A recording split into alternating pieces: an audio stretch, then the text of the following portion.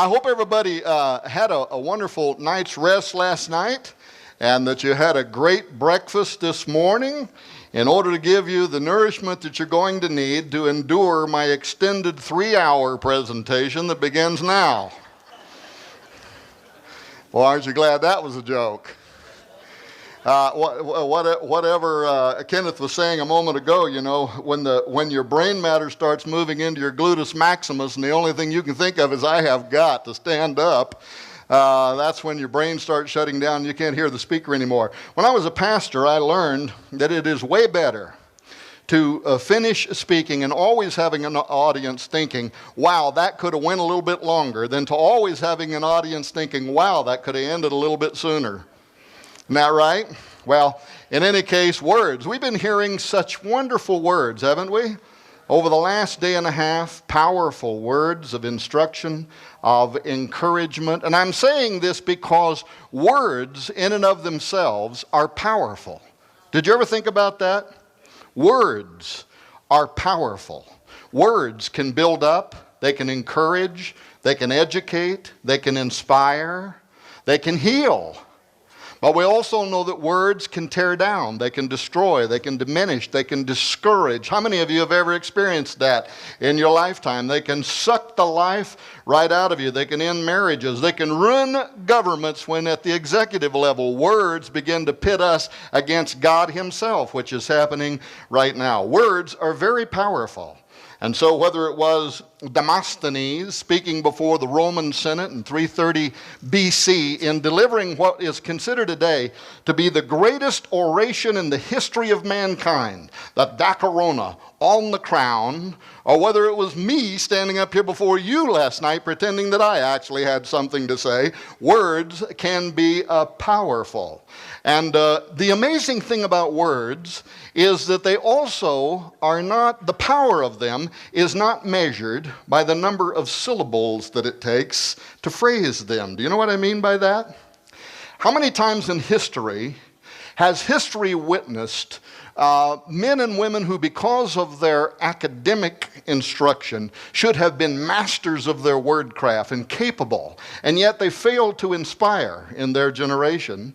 And yet at other times we saw common people, sometimes so common they could hardly put together enough words to form a sensible sentence, and yet because of their passion and the ministry, what we would say is because of their anointing, they changed generations. They changed nations. So the power of words is also not contained in the number of syllables that it takes to phrase them. And I have a comment for Kenneth. Is Kenneth still in the room? I wanted to tell him something. I told him yesterday when I first met him, and you'll understand this comment in a moment based on something him and I were talking about up here before the conference actually officially began. I told him that I was going to tell him something about the phenomenon that is going on the top of my head at this very moment to illustrate the power of words. I could describe it, Kenneth, in 3 ways. Number one, that I seem to progressively possess no follicle appendages upon the cutaneous apex of my cranial structure, posterior to the landoil suture and anterior to the surgical suture, upon which said follicle appendages habitually germinate. Or I could say, number 2, that I seem to be becoming progressively glapous. Or I could say, number 3, that I'm going bald and every 10-year-old in the building would know what I'm talking about. Now I'm saying that because Ken up here, almost crossed the sacred line. Ken up here yesterday was showing me the glory on the top of his head. Then comparing it to mine and complaining that Sam, the cameraman, would have to do special things with the lighting to keep from lighting up a little too much on the top of this thing and making you think you're having a close encounter of the third kind. Words are powerful. In addition to that, symbols are powerful. Did you know that? Especially to the occultists, symbols are very powerful. And that's what I want to talk to you about today. I want to talk to you about words and symbols. I want to talk to you about dates and all kinds of mysterious things like that. I want to qualify some of this in a moment. This is something for which I've been interviewed by U.S. congressmen, including Congressman Bob Ney, by U.S. senators, including U.S. Senator Rod Grams, by the History Channel, by dozens of radio and television shows, and even by members of the 33rd Degree Free Council themselves, and they have not refuted one time what I want to talk to you about today. I brought this little watch up here to try to help me. It never does seem to help me, but it seems at this moment I have about 45 minutes left. How in the world have I been talking for 15 minutes? Somebody ripped me off already. Kind of like that Baptist guy that bought that Pentecostal dog in yesterday's joke. But anyway, before I get to that, you've seen these all over the nation. Noah Hutchings was pointing this out yesterday. Tonight at 6 p.m. Pacific time, so evidently that's about 9 p.m. your time, the rapture is going to happen, followed by the greatest earthquake in the history of man and the beginning of the Great Tribulation period. So says Mr. Camping, the multimillionaire owner of Family Radio. Have you seen these all over the place? Well, we're going to find out tonight if he's a prophet of God or if he isn't. He wasn't last time around in 1994 when he made the same predictions, but he guarantees us he's got it right this time. In fact, he's got it so right that the Bible guarantees it. Pastor Hoggard, I have never been able to get the Bible to guarantee any prediction I ever made, so what's the deal, man? How do I up my grade with God? I want a guarantee. If I could get a guarantee, I'd start making a whole bunch of predictions right now. I'd predict that I'm going to get wealthy because you're all going to feel sorry for me and give me a bunch of money. How many of you think it's going to happen? It ain't going to happen. So does that mean I'm not a prophet? Well, I don't know. I don't want to make fun of this man. I really don't. Could the rapture happen tonight? Surely it could. Yes, it could. Could have happened yesterday. Might happen next year. Kind of reminds me when I was pastoring in 1987. Hey, my house, mine and Nita's house, burnt down to the ground in January of this year, but we got a wheelbarrow worth of stuff out of it before we lost everything else. Among the ministry little things that I had kept, I had a little book, a little booklet, Noah, and let's see if you can remember this. It was in 1987. This booklet was called 88 Reasons Why the Rapture Will Occur in 1988. How many of you remember that? And I was pastoring, and people in my church want to know what I thought. I said, well, why wait till 88? How come not now? How come not the year after? And then in 1989, since it didn't happen, he wrote a book, I think, called 89 Reasons. I didn't keep a copy of that one. That one should have been called 89 Reasons I Was Wrong in 88 Reasons. But it was 89 Reasons, and then that one didn't happen either. Bottom line is this kind of stuff goes on. I'm making this point to tell you, I want to talk to you today about dates and things like that. 1776, 2012, and a possible secret occult connection to those numbers that could be prophetic. And I want to begin talking about this by making a couple of points. Number one, I do not set dates. How many think that's a good idea? Number two, I do not put other texts on a par with the authority of the Bible. How many think that's a good idea? I'm very much a Hoggard-type disciple. Well, I'm a Jesus disciple, but I'm a Hoggard-type preacher. I still preach from a King James version of the Bible. The one that I had preached from for 30-some years burned up with my house, but Bob Ulrich, a prophecy in the news, gave me this big Bible here. It's big enough to choke a mule, so it made me happy. So now I'm preaching from that one. And I am a literalist. I believe that the Word of God is inspired.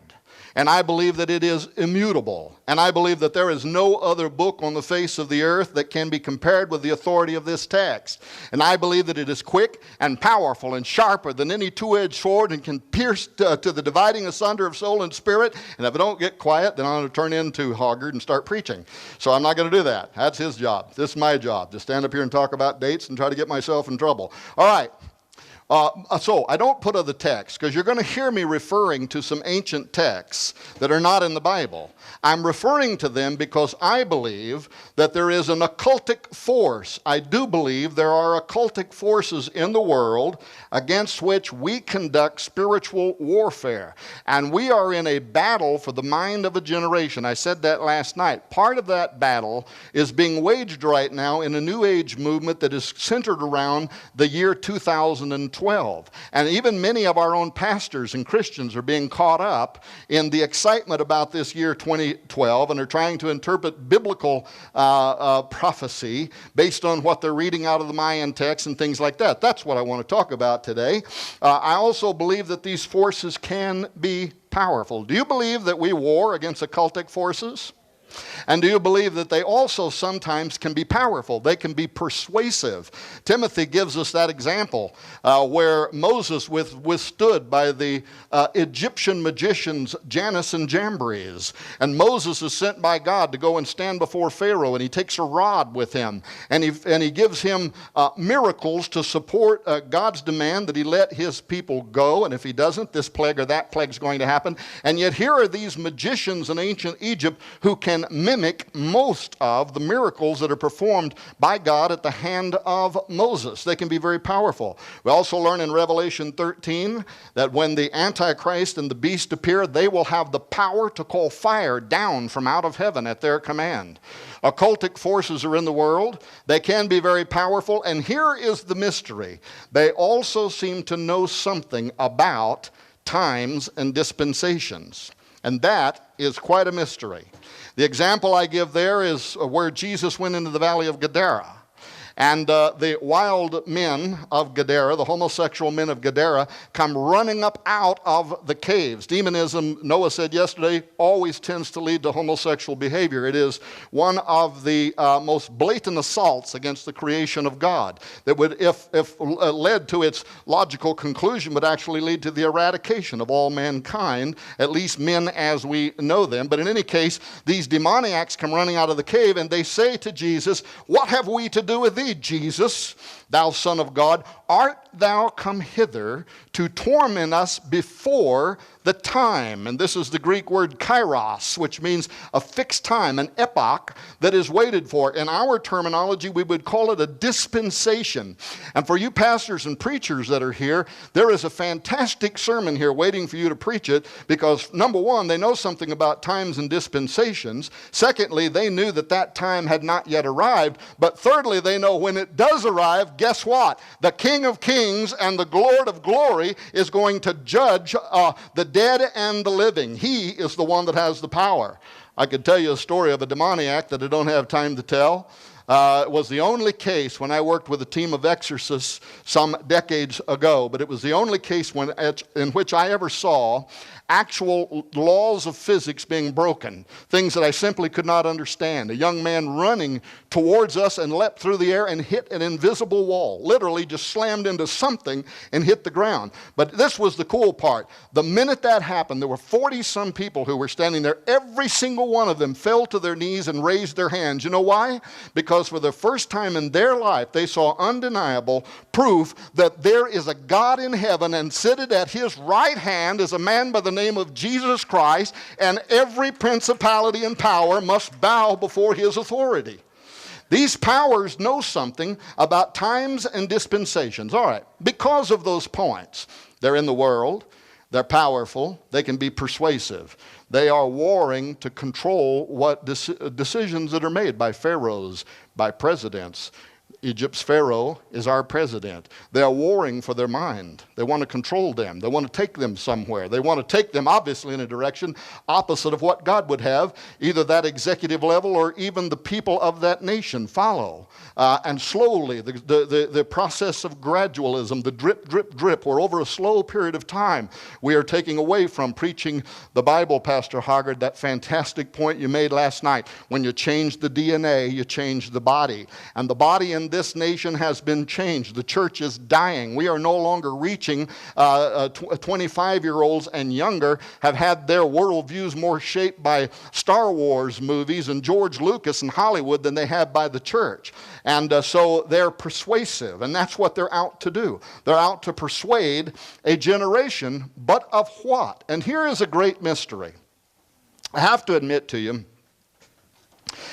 in the beginning, I had no interest really at all in the year 2012. I just didn't care anything about it. To me, it was just a big New Age phenomenon that was unfolding around the end of a Mayan calendar, which I couldn't figure out why I would care anything about.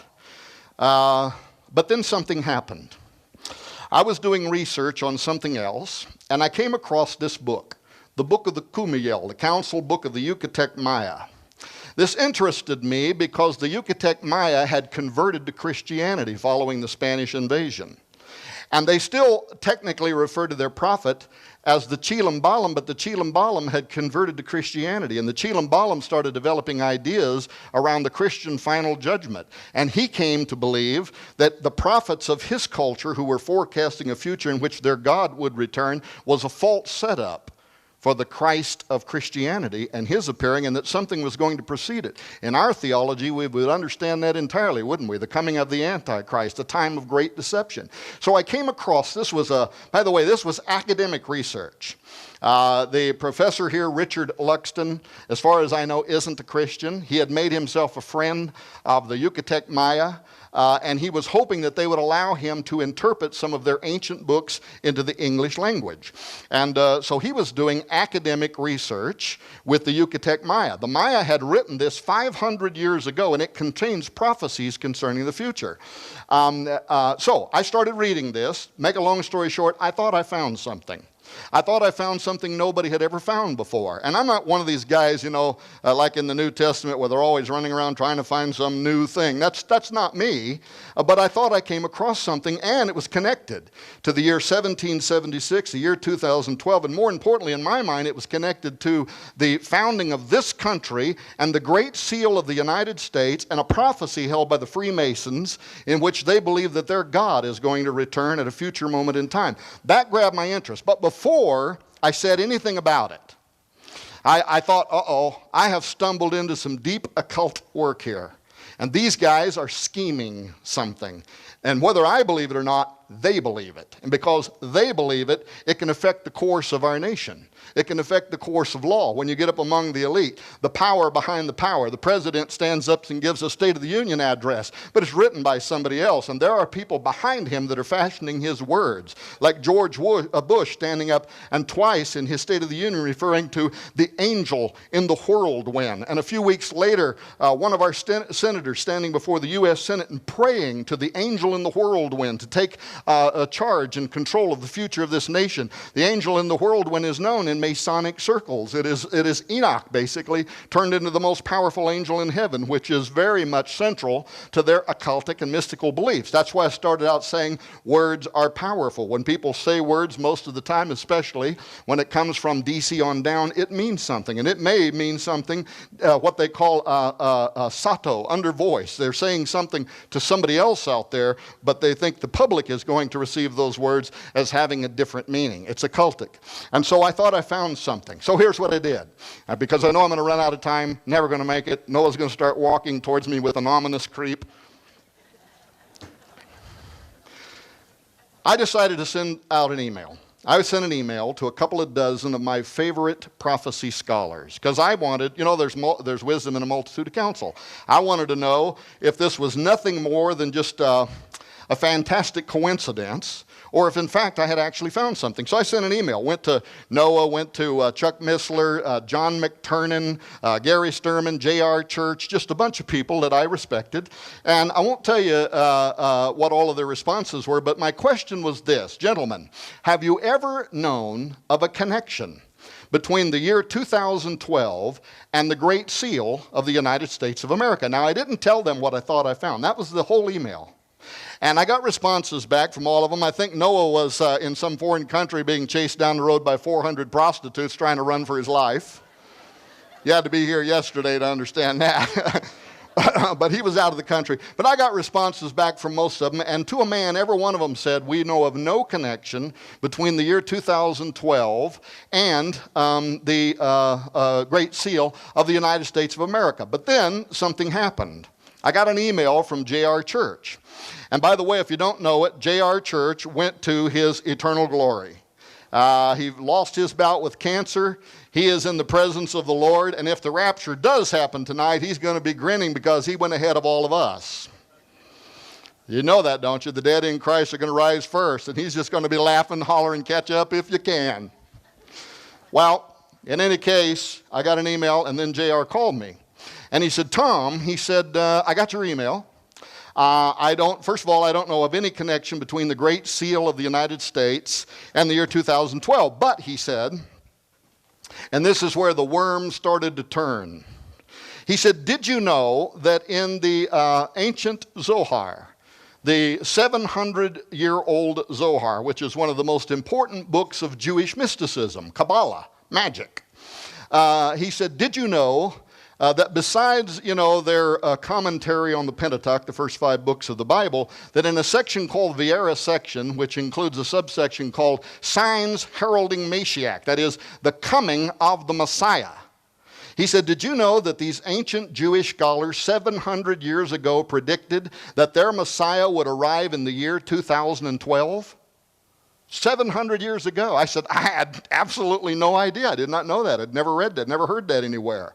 He said, do you have a copy of the Zohar? I did. I had an electronic version. He said, open it on your computer. He opened it on his computer. We both sat there on the phone. He took me, read me through, and the reason I had read past this is because obviously it's in the Jewish calendar. It's in the year 73, what is also called 5773. But in our Gregorian calendar, that begins in the new moon in the year 2012 and ends a year later in 2013. And it was this fantastic prophecy. And look at what they say here. In 2012-2013, the kings of the world will assemble in the great city of Rome. This is important. And the Holy One will shower on them fire and hail and meteoric stones until they are all destroyed. That prophecy goes on to then say that from that point forward, the Messiah will begin to make himself known to the nations of the world. Why might this be important? Because the Orthodox Jews rejected Jesus Christ as their Messiah, and in our theology, they are prophesying the coming of the Antichrist in the year 2012. And whenever he comes, they are going to accept a false Christ. Do you understand that? Why this was important to me was because as JR was reading me through the Viera section of the Zohar, what was ringing in the back of my mind was an even older prophecy, an 800-year-old prophecy that was also made by what I consider to be an occultic figure, a Catholic mystic. A man by the name of Malachi O'More Gare, also known more commonly to the Catholics, Father Malachi. And Father Malachi, 800 years ago, went to Rome to provide an update on his diocese to the Pope. And while he was there, something seized him, according to the story. Something came on him, and he began to write down what is now famously known as the Prophecy of the Popes, in which he listed every pope that would ever exist from the first to the last, beginning at Celestine II to what he called Petrus Romanus, Peter the Roman. But look at what he said about Peter the Roman. He'll arrive during a time of tribulation, and then the city of 7 hills will be destroyed, and the terrible judge will judge his people. So an 800-year-old Catholic saying almost exactly the same thing as 700-year-old Jewish mystics. They were prophesying the coming of their Messiah, who in our mind is the Antichrist. This guy is prophesying the last pope, the 112th pope. Well, guess what? Benedict XVI is the 111th pope. The very next pope, according to this prophecy, is Petrus Romanus. And last week, people were arrested who were plotting to assassinate the pope. At any moment, you could have the fulfillment of these pagan prophecies.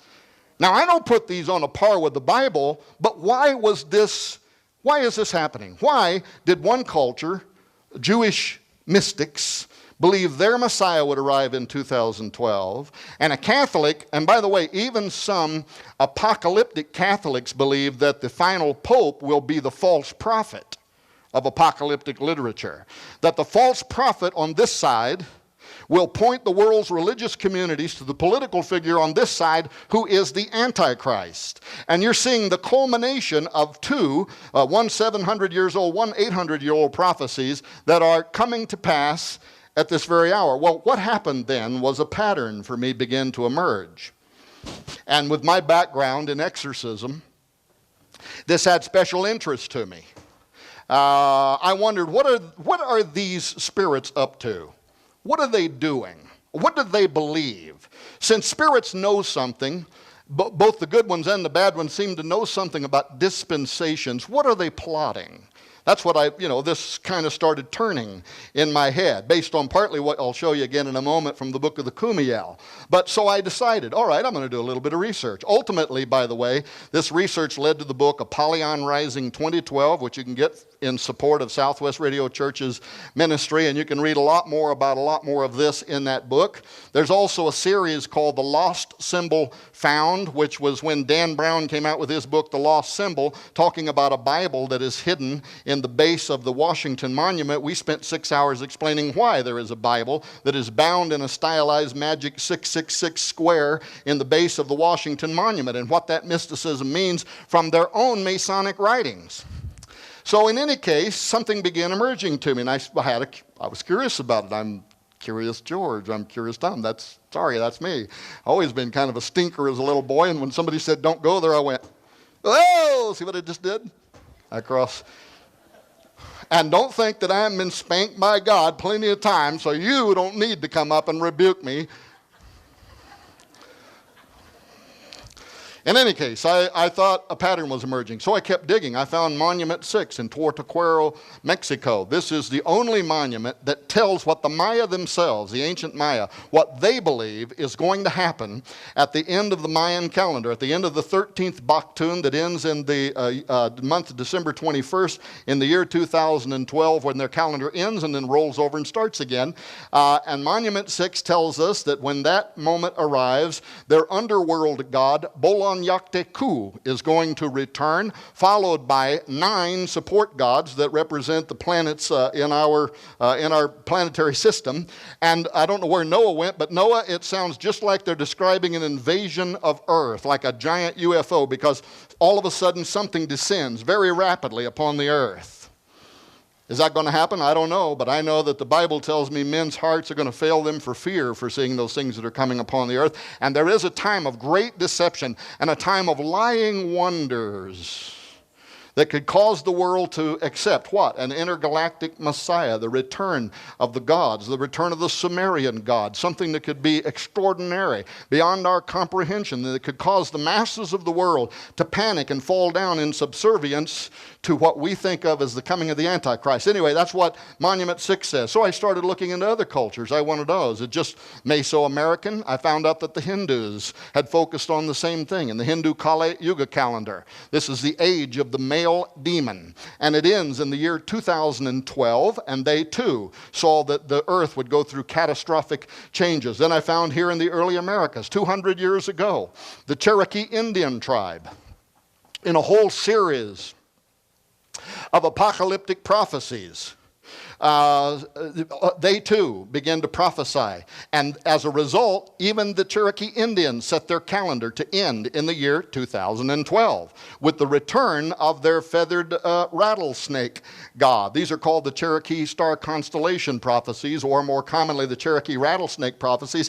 And here's another thing for you investigators that like looking into this stuff. I want somebody to answer me why all of these cultures who are focused on the year 2012 and the return of their gods want to typify their god as a great dragon that has the power of flight, has the power to move through the air. The Bible talks to me too about a power of the air, and also refers to him as a dragon. And all of these cultures, the Cherokee see a flying rattlesnake god who's going to return. The Mayans see Kukulkan. The Aztecs see Quetzalcoatl, their feathered serpent god coming back from the heavens. And furthermore, as you'll see in a moment, on the Great Seal of the United States, the prophecy on the Great Seal speaks of the return of the god Saturn's reign over the earth and his son Apollo upon the earth. And if you look at ancient depictions of Saturn, he is pulled in his chariot through the sky by 2 winged dragons. All of this occultism looking to the year 2012 and somehow tying in to that day. How much time do I have? Do I honestly have 20 minutes? You actually got 33 minutes. Glory. You like that Baptist glory? The Baptists don't say glory, they say glory.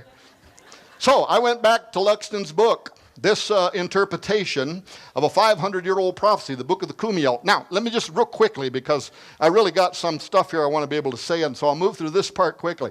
The point that grabbed me in this was that the Maya had recognized a direct link between the number 13, which is so important to our country, 1776 and 2012, in cycles and illustrations in a way that academic Luxton thought mirrored prophecies of the Christian Last Judgment. They mirrored prophecies of the Christian Last Judgment because the Chilam Balam had become a convert of Christianity, and he was speculating about what does all this Mayan stuff mean to him now as a Christian. It is pointing towards the coming of a judgment that is defined in the scriptures, in which there is going to be a clash between the powers of paganism and the powers of God. But here's what Luxton wrote concerning Katun 13 Ahu. Katun 13 Ahu is the final 13-stepped countdown of the Mayan calendar, ending in the year 2012, but it began in the colonial count in 1776.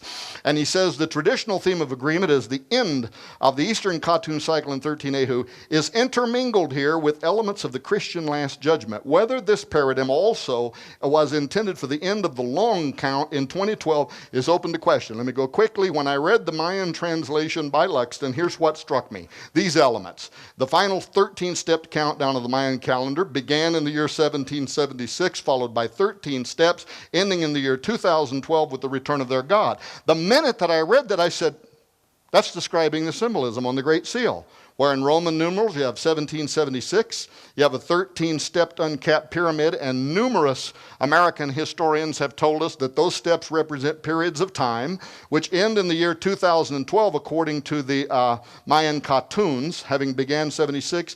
And by the way, in the Mayan calendar, the end is also the beginning. I know it's confusing. It ends in 2012. It also starts again in 2012. That's the way their calendar rolls over. Over which is this ominous Eye of Apollo, known to the Egyptians as Osiris, known to the Sumerians as Gilgamesh, known in the Old Testament as Nimrod. And that too is verified by all of the best academic work of the Freemasons as well as American historians. That's not a disputable fact, and it's not Tom Horn's opinion. That's what that eye represents. Combined here with the statement Anuet Coeptus and the prophecy Novus Ordo Seclorum. I'll talk a little bit more about that in just a moment, but bottom line was this. When I thought I found this, that was why I emailed my favorite Bible scholars and said, is there something here or isn't there? Is this just a fantastic coincidence? Because if it doesn't really mean anything, I sure ain't going to devote any time to trying to figure out what they were trying to say. So my first question was, were the framers of our government, and in particular those esoteric-minded gentlemen who were important to the design and layout of Washington, D.C., and iconic things such as the Great Seal of the United States. Now, don't get me wrong, there were Christians in the founding of our country, and especially at the common level, as a result of the Pilgrim movement, this was a Christian nation. This was a nation filled with Christians. But there were also among the leaders of this nation those who belonged to the secret orders. That too is a fact. And especially those who were responsible for the design and layout of Washington, D.C. As a matter of fact, you can go to our government's own website and read about the contest that was initiated for the design of Washington, D.C. and look at what our government records tell us about the different architectural firms who offered different kind of designs for Washington, D.C. and then read on our government website about how Thomas Jefferson didn't prefer any of them, rejected all of them. Why? Our records say because he wanted the U.S. Capitol to reflect the Roman pantheon, and it even says in our government records, dedicated to all pagan gods. That's what they wanted. So that's what they shepherded, and that's what they got. And that's why you have a dome and an obelisk, and if we have time, we'll talk about that's why D.C. is laid out the way it is. That's why these elements made it onto the Great Seal of the United States. Well, what I wanted to know is, were these same mystical-minded gentlemen, were they aware of the beliefs of the Maya? and the beliefs of the Aztec? Were they aware of it? And if they were aware of it, did they incorporate it into their belief system?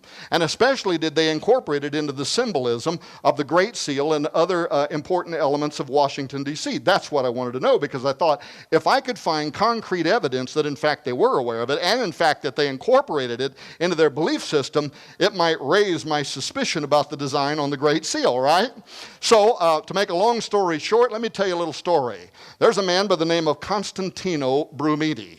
Brumidi became the official government painter for Washington, but Brumidi cut his teeth in Rome, where he did work for the Vatican, where he restored frescoes in important ancient Catholic churches.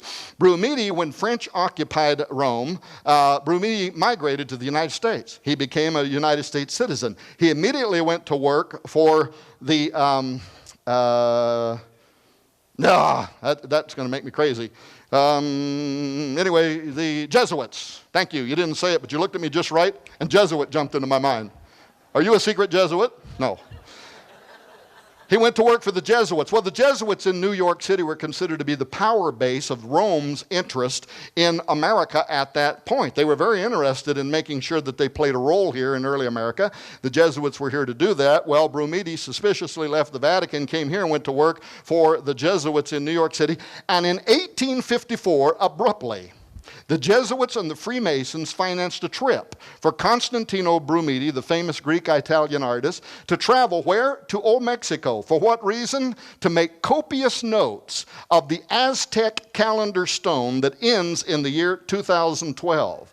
Upon the completion of that task, he returned to Washington, D.C. He went immediately to Quartermaster General Montgomery C. Meigs in Washington, who was the supervisor over the construction of the dome and the wings of the dome. He was immediately commissioned to become the official U.S. government painter. He moved inside the halls and the rotunda. He began painting frescoes that are Freemason in design. They have very mystical and pagan important qualities to them towards the mystical beliefs, the metaphysical beliefs of the Freemasons. But ladies and gentlemen, of all things, if you were going to paint a frieze of American history, of the tens of thousands of things that you could have painted in the famous frieze of American history at the base inside the U.S. Capitol Dome, what does he paint? Nothing else but the Aztec calendar stone that ends in the year 2012.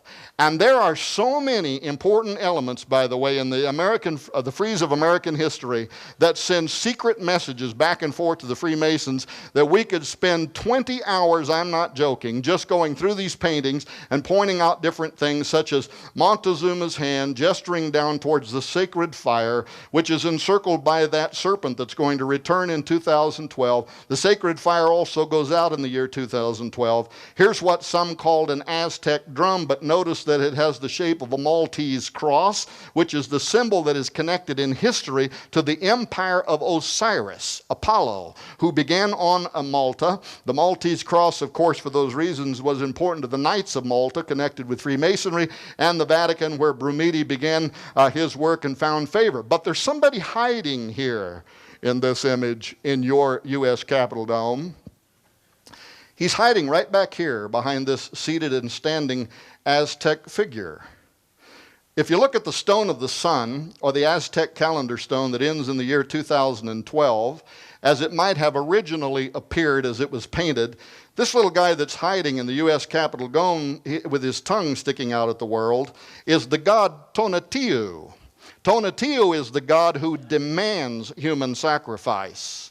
In fact, according to Spanish and Aztec records, more than 20,000 living human sacrifices per year had to be offered to Tonatiuh, who is going to demand the same on his return. In fact, in the year that they were celebrating the reconstructed temple of the sun god, the Aztecs, according to Spanish records, sacrificed over 80,000 humans that year. A constant line of human sacrifices being sacrificed.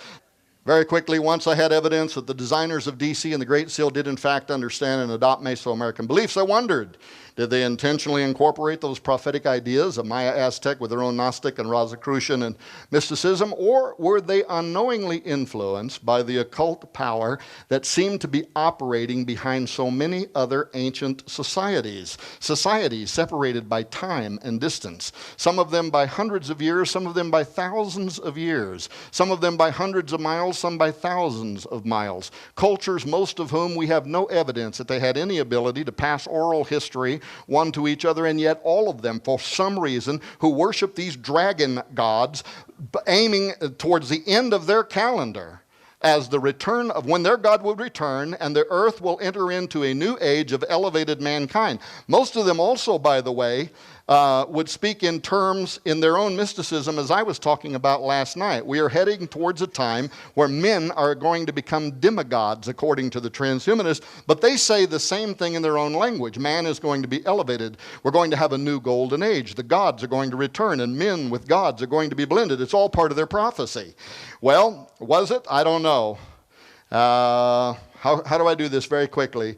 Is it part of the reason the designers of the Great Seal included so many prophetic symbols on the seal? And why put openly hidden prophecies on America's highest seal anyway? For those who are not aware of these prophecies, I don't have time to go into all of it. This is a statement. Anoet Coeptus, this was taken from Virgil's Aeneid, in which Ascanius, the son of Annius, from conquered Troy, prayed to Apollo's father, Jupiter, or Saturn, Zeus. Charles Thomson, the designer of the Great Seal's final version, condensed line 625 of Book 9 of Virgil's Aeneid, which reads, Jupiter omnipotus adacibus anoet coeptus, or all-powerful Jupiter, favors the daring undertaking. He concised that to Anoet coeptus, he approves our undertaking. I asked the question in the book Apollyon Rising 2012, was Thomson instructed to do that, to conceal the true identity of the he of the Great Seal, the mythical father god Jupiter, who gives Apollo life? I'll bet you that the majority of the people sitting in this room, the women in their purses, the men in their wallets, or at least a very large number, have this prophecy in your wallet. It's on your U.S. $1 bill. Thanks to Roosevelt and Wallace, 32nd degree mystics who believed the prophecy on the Great Seal. This, according to Wallace's own records, was a prophecy about the coming of the great architect of the universe, also known as Osiris, also known as Apollo, also known in the Bible as Nimrod, and they believed that his coming was soon and that it would be heralded by a new breed of humanity. Now remember, their contemporary enemies out of Hitler had been hoping for the same thing, the Aryan supermen, the Ubermensch. We are going to create a new form of man. And they believed that prophecy was coming. Well, guess what? They were probably right. It is coming. And now our technology has caught up to our mystical dreams, and we are about to give birth to a new form of man. But did he hide this? Because when you look at your dollar and it says, in God we trust, who do you think that's talking about? Is that the God of the Bible? Well, you know, if you read, by the way, what caused the great push in America to get placed on our currency, the phrase, in God we trust, that's not really what they started out wanting. It was Christians. And they had actually said to Congress that in a hypothetical annihilation, this is their language, a hypothetical annihilation of the United States in the future, antiquaries of the future would have determined that America had been a pagan nation based on the symbols of the Great Seal and the way Washington, D.C. was laid out. Even the old-timers knew this. And they wanted something in our government that would reflect that widespread Christian view that was held among the mostly agrarian communities at that time. And it was opposed by the Freemasons. It was opposed by the President of the United States. They did not want something saying we are a Christian nation. And they finally compromised and put in God we trust because of the ambiguity related to that phrase, and that in some hypothetical annihilation of our country and somebody wanted to determine who is the God that's being talked about on the Bible, every symbol on our dollar would tell them it is Osiris. It is the ancient God, dying and resurrecting God. It is Apollo. It's he whose eye is hovering above the uncapped pyramid. That's exactly who you would determine this God was talking about. Well, here's the Novus Ordo Seclorum. That is a prophecy. It's taken from a prophetic line in Virgil's Eclogue 4, line 5, Magnus ab integrum integro seclorum nascitur ordo. The interpretation of the original Latin being in the majestic role of circling centuries begins anew. If I have time, I'll explain that. That is a prophecy of the Cumae Sibyl, who predicts the arrival of, in the end times, of a divine son. But who was the Cumaean Sibyl? Well, she was the most important prophetess of Apollo. She is the most famous of the Pythians. A prophetess, a Pythian, by the way, is what the Apostle Paul cast a demon out of in the New Testament. When in Greece and Macedonia, and it says that the custom there was to go out in the morning and make prayers. You remember this story? And Paul and his entourage went out to make prayers, and every day the Bible says that a damsel, that is a young woman, possessed with a spirit of divination, would follow them around and say, these men are from God, they've come to show us the way of salvation. Now, interesting question. Why would a demon-possessed prophetess of Apollo do that? For the same reason the New Age movement quotes from the Bible. By the way, whenever, I can tell you this, I know this from experience, whenever these spiritual forces know that they have come up against a power greater than they are, that's you, in Christ, and you're in their community, they won't try to defeat you. They'll try to make the community somehow think they're somehow joined to you. So, but you know why? You're a fisher of men. Well, believe me, they are too. They are fishers of men. These spirits are fishers of men. And so they will join or try to make the appearance of having joined in order to draw people away into mysticism. And it's happening right now. I've never seen a day in my life. Why do I talk about this kind of stuff? Why do I talk about UFOs? Why do I talk about what is the occultism operating behind the year 2012? Because I pastored for 25 years. I was an executive in one of the largest evangelical organizations in the world for a decade. And I have never seen a time where the world is asking more questions that the church is afraid to talk about.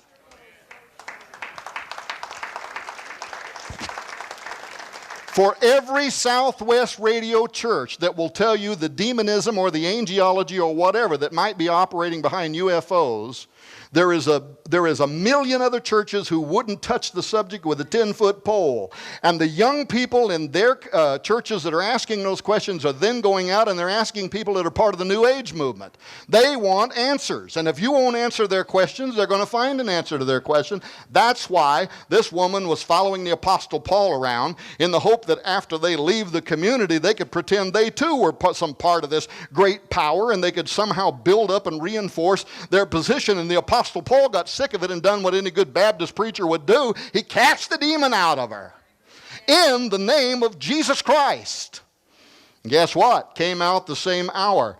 And yet for some mysterious reason, the Cumae Sibyl is in the Sistine Chapel at the Roman city, the Vatican City, and she is holding a position here of honor among the Old Testament prophets. Michelangelo, who made the famous paintings there in the Sistine Chapel, he left a secret behind that I've never heard anybody ever talk about. I'm going to show it to you right now so you can follow up on your own. But Haggerty left us something here very important. Count the digits on the left hand of the Cumae Sibyl. Now her thumb is inside the book just like it is on this finger. And then you count her digits, 1, 2, 3, 4, and the fifth one is bent under or cut off, which could have even more significant occultic meaning. She's a 6-digited prophetess. Wonder why Michelangelo did that, because that dates back to the Watchers.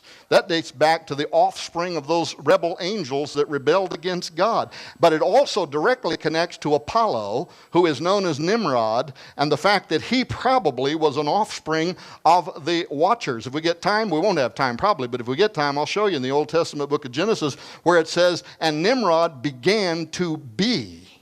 And the Hebrew word there is Gibborim. Nimrod began to become a Gibborim, an offspring of the Watchers. Well, anyway, there she is. And yet, This woman, who is held in a sacred place of honor there at the Vatican City, what is it that her prophecy that's contained on the Great Seal of the United States of America, what does it say? Well, the divine son who comes of the Sibyl's prophecy is to be spawned of a new breed of men sent down from heaven, what we talked about last night, as he receives the life of God, since he's heroes with gods commingling. This is taken directly from Greek mythology, where there was a marriage of the gods and mankind giving birth to the demigods. This is, watch your technology. This is what we're going to do in our technology. Now, let me give it to you quickly. Here's the prophecy that's encoded on the Great Seal. Am I talking too fast? The Great Seal. Now, this is the prophecy that's on the Great Seal. Now, the last stage, by Cumae Sibyl sung, has come and gone, and the majestic roll of circling centuries begins anew. That's where we take the phrase, a new order of the ages, the Novus Ordo Seclorum. Okay, what's going to happen when this new world order is born? Justice is going to return old Saturn's reign. Bible scholars will tell you this is talking about Satan. Saturn is the equivalent of Satan in biblical theology. Is going to return old Satan's reign with a new breed of men sent down from heaven. Only do thou at the boy's birth, in whom the iron shall cease, the golden race will arise. Befriend him, chaste Lucina, 'tis thine own Apollo reigns. So now we know who is prophesied on the Great Seal of the United States to return. This is from which the prophecy is taken. He shall receive the life of gods, and see heroes with gods commingling, and himself be seen of them. And with his father's worth, that is Saturn's worth, he will reign over the world. Assume thy greatness, for the time draws nigh, dear child of God, great progeny of Job, that is Jupiter or Zeus. See how it totters, the world's orbed might, earth and wide ocean, and the vault profound, all see enraptured of the coming time. All right, very quickly, there are a few elements here you need to understand. The Greeks believed in 4 ages, right? You remember this from school? There was the golden age. This was the age when the gods reigned upon the earth.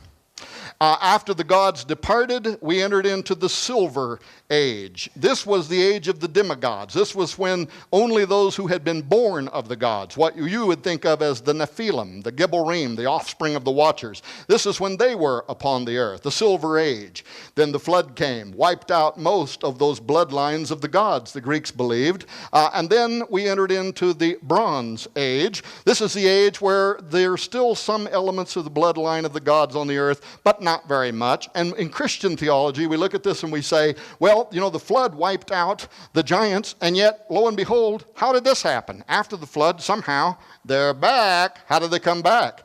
I believe there was a high level of technology that was used that's also going to be used in our age, but that's my theory. There's other kind of theories around this. J.R. Church talked about the bloodline of the Antichrist and the tribe of Dan. Other people tried to figure out, but bottom line is they came back. Somehow the giants were on the earth again, but not in the great numbers that they had been before. This is the Bronze Age, when there's very little of the divinity of the gods from the Greeks' point of view left in humanity. And then finally we enter into the Iron Age. That's the age that we are in now, where there is so little divinity left inside humanity. What do we got to do? We got to create a new breed of humanity. Exactly what the transhumanists are saying now. The mystics of old were saying the same thing. The day will come when we will need to rejuvenate, recalibrate, alter, re-engineer humanity so that once again we can be an offspring of the immortals. But why should Christians care about a Sibyl's prophecy on the Great Seal heralding the return of Apollo? Because the Bible identifies the god Apollo as the same spirit, verified by the same name, that will inhabit the political leader of the end times new world order. 2 Thessalonians, let no man deceive you by any means, for that day shall not come except there come a falling away first, and that man of sin be revealed, the son of perdition. This is the Greek word Apollyon, which is the Greek's way of saying what we call Apollo. Apollia, Apollyon, Apollo. Revelation 17:8 ties the coming of the Antichrist with the return of Apollo. The beast that thou sawest was, and is not, and shall ascend out of the bottomless pit and go into perdition, Apollia, Apollo. And they that dwell on the earth shall wonder, whose names were not written in the book of life from the foundation of the world, when they behold the beast that was and is not and yet is. This phrase is held by many theologians who believe that it pointed to either a spirit or a personality that existed on the earth, was dead at the time or gone at the time of the writing of Revelation 17:8, but who will return in the latter days to either be or to possess the Antichrist. Both the Bible and ancient records and the prophecy on the Great Seal tell us it is Apollo. He is equivalent to the Egyptians as Osiris. In the Old Testament, he is called Nimrod. If we had had time, we would have talked about this question, but how could Apollo, Osiris, Nimrod possibly return in flesh or spirit as Antichrist? But it has to do with the Cumae Sibyl's prophecy of a new breed of men, and the same thing that I was talking about. Well, there it is, Genesis 10:8, and Cush begat Nimrod. He began to be, this is the Hebrew halal, which means either ritualistically, he began to change sexually or to change genetically, or it can flatly just refer to the same thing when the Bible refers to all flesh having become corrupted upon the earth. He began to change genetically, and as he did, what did he become? A mighty, a Gibborim in the earth. He immediately sets out to build a tower. His eyes were opened, like we talked about last night, to new modes of perception, what the transhumanists want. Suddenly he saw something. He wanted to build a tower whose top would reach into the heavens. Roosevelt and Wallace believed it. Here's Nicholas Roerich holding the sacred casket. Wallace was a devotee of Nicholas Roerich. I went to the house of the temple. I wanted to know if there was anything to this, so I went to the lion's den. I had people praying and fasting for me. I took my wife. We went to the house of the temple. We went to the headquarters of the Scottish Rite Freemasonry in Washington, D.C. on 16th Street, and not on a public tour. We went and met privately with 2 Freemasons of the 33rd degree order. They took us inside. They answered every question except one. I'm going to tell you what that question was. When we went into the sacred room there, the chapel, with its giant altar, and I looked up at the 36-paneled magic 666 square that is used during the raising ceremony to bring forth the spirit of Osiris from the underworld to incarnate him in every U.S. president. When I was standing there, I'm familiar with the raising ceremony. A 32nd degree Freemason becomes a 33rd degree. They go through this process of raising Osiris from the dead to be incarnated within that individual. But what I had been told was that ceremony was secretly conducted at the inauguration of every United States president, beginning posthumously with George Washington and extending through every U.S. president. And when I asked them if that was true, they would not answer that question. One guy got nervous and walked out of the room. The other one just stayed nervous and stood looking at me. And my wife gave me a look like, "Don't press it, buddy." We prayed going in, we prayed there, we prayed coming out. Because I sure didn't want to bring anything with me, if you know what I mean.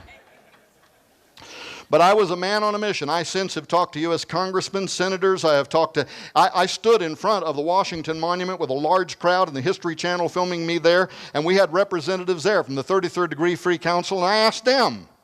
They would not answer that question. And in not answering it, they did answer it. That the raising of Osiris ceremony is conducted. Why would that be happening? Oh, do I believe that the Antichrist, Apollo, Osiris, Nimrod is going to return in 2012? 2012 might not be anything more than the next Y2K. I don't know if it's going to mean anything. The point is, I think there are some occultists who do believe it, and they have a plan. I believe the greatest conspiracy of all time is sitting out in Washington, D.C. It's also here at the Vatican.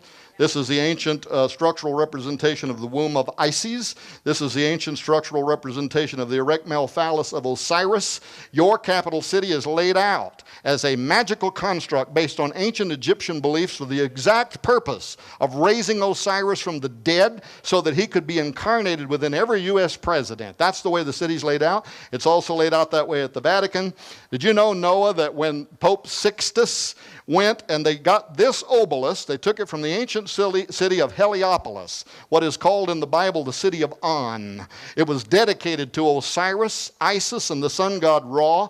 And when Sixtus the Pope brought it there, he tried to conduct an exorcism on it to cast the spirit of Osiris out of it before planting it in the center of the Vatican City. All right, there's a reason why the Washington Monument has a magic square in its base where a Bible is bound. There's a reason there's a magic 666 square above that altar in in the house of the temple where I was at. There's a reason there are 72 pentagrams. In their Gnosticism, they believe 72 demons control the nations of the earth, and they have bound them at the base of the apotheosis of Washington. This is the underbelly of the U.S. Capitol dome. It's called the apotheosis of George Washington, which means to become a god.